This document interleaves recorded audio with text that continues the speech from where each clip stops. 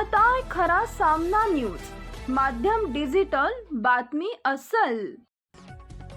शुक्रवार दिनांक 1 मे 2026 रोजी सकाळी 9:30 वाजता राष्ट्रवादी काँग्रेस पार्टी कार्यालय खराळवाडी पिंपरी इथं 1 मे महाराष्ट्र दिन व कामगार दिनानिमित्त शहर अध्यक्ष योगेश बहल यांच्या हस्ते ध्वजारोहण करण्यात आले।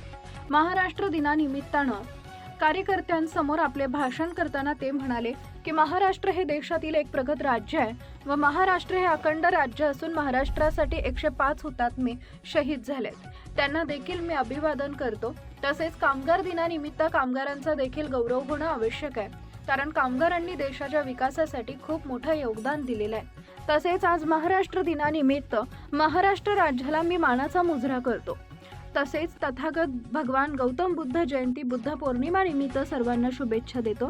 यावेळी महिला अध्यक्ष कविता अल्हाट तसेच नगरसेवक ॲडव्होकेट गोरक्ष लोखंडे यांनी देखील आपले मनोगत व्यक्त केले।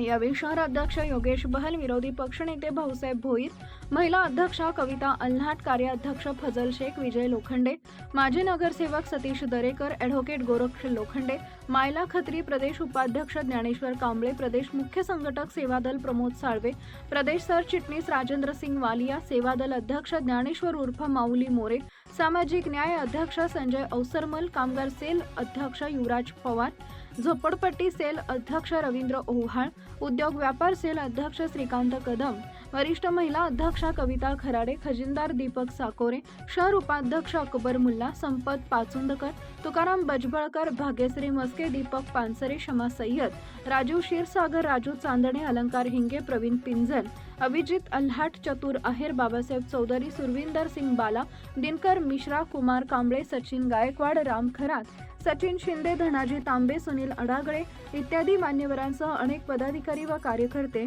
उपस्थित होते। Subscribe now and press the bell icon. Never miss an update.